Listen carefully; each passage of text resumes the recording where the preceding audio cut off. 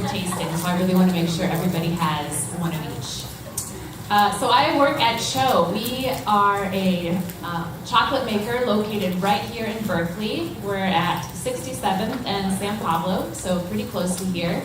We were founded in 2005, and we sold our first chocolate bars in 2008. And CHO was really founded on the premise that we wanted to innovate how chocolate was made and do it really with a focus on flavor. This is a very simplified, public-facing flavor wheel, but it shares here some of the most common flavors intrinsically found in cacao beans. So, nothing that would be added to the chocolate later down the line, just flavors that are found in the cocoa beans themselves. It can really be brought out and featured based on how you roast those beans and other steps in the chocolate making process. So our very first product line that we launched at CHO were 4 single origin dark chocolate bars. All of them are very similar recipes. They're similar cocoa contents, but they taste very different depending on which beans we use. So as these chocolates make their way to you, I invite you to taste them, take your time with them, notice how the experience is different. And really the part that we emphasize over and over is that difference in flavor you're tasting. The yellow ones, the beans are from Madagascar, and the brown wrapper, the beans are from Ecuador. There was a great question for the morning presentation about how you can communicate all of these nuances and the production step of the spirits, and how does that not get lost through distributors. CHO has definitely wrestled with that question, and our nutty chocolate, even now, just needs like a huge sign in the shelf that says there are no nuts in this product. It's still a new concept for a lot of people, that chocolate can taste different ways just based on the cocoa beans, and especially when CHO was first getting started. So think about the chocolate space 10 years ago, and it was a really new concept. So CHO launched these 4 chocolate bars, got some traction, the idea was well received, and then it was time to continue making them. And that was really hard to do. It is incredibly difficult to source a consistent supply of cocoa beans with regards to flavor. And a huge reason for that is cocoa farmers, cocoa cooperatives, so the producer-owned farmer organizations, are not tasting their own beans.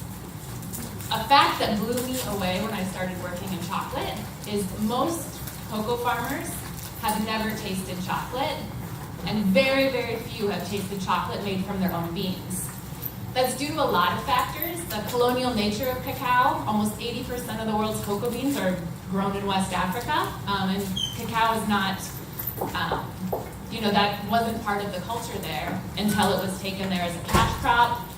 There's also a lot of issues to access for the machinery into processing cocoa beans into chocolate. And then finally, chocolate really melts in warmer climates. It's a luxury product. It's not something that somebody who's farming and doesn't have a lot of extra income is going to go out and purchase.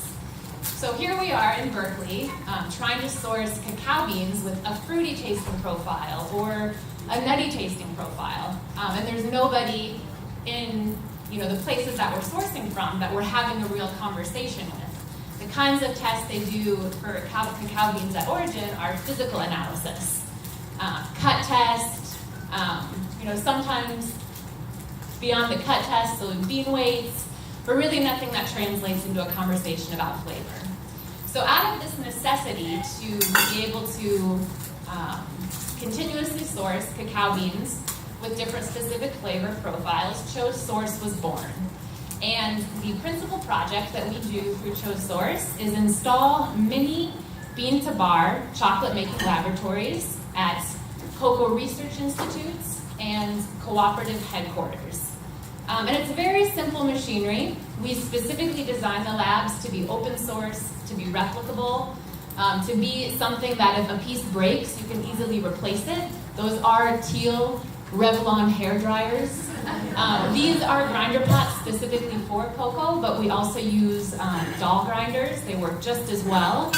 The whole entire lab, not counting the building, costs $10,000. You can do it for less, and the change in sourcing is, to even put it into words, it's just like night and day.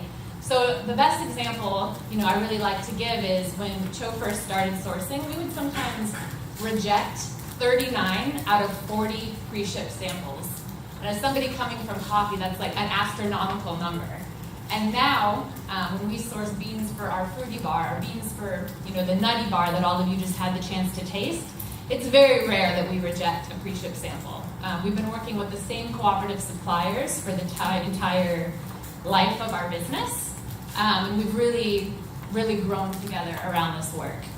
So the labs are there and allow the farmers to take their beans, roast them. You have to then separate the husk or shell of the bean and then grind it down into, this is cocoa liquor or unsweetened chocolate. And then once you're tasting this, you can really have a sophisticated, informed conversation about flavor with your buyers. And the ethical component of that is the amount of money that the cooperatives Cho has worked with have received in quality premiums. We have received some USAID grant money to install these flavor labs.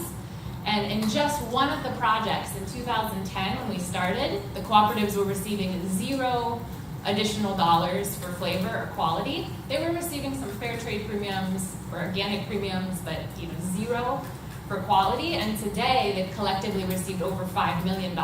So it's a real game changer in terms of how these efficiencies allow companies like Cho to pay more for beans. It's a real win for cooperatives in the way they negotiate with their buyers. Every buyer is going to come and say, hey, I want your best cocoa beans. And it's really understanding your product that allows you to have market differentiation and maximize your income. This is another shot of a lab in the Dominican Republic and Peru. More hair dryers, this time red. Just very simple equipment that allows the whole conversation about sourcing to change. So the first step that the flavor labs do is really changes how the groups sell to their buyers and the additional income they can fetch. The second thing is it really empowers them as scientists to reverse engineer their flavor. So in cacao, we often say we're like 15 years behind coffee and maybe 20 or 30 behind wine.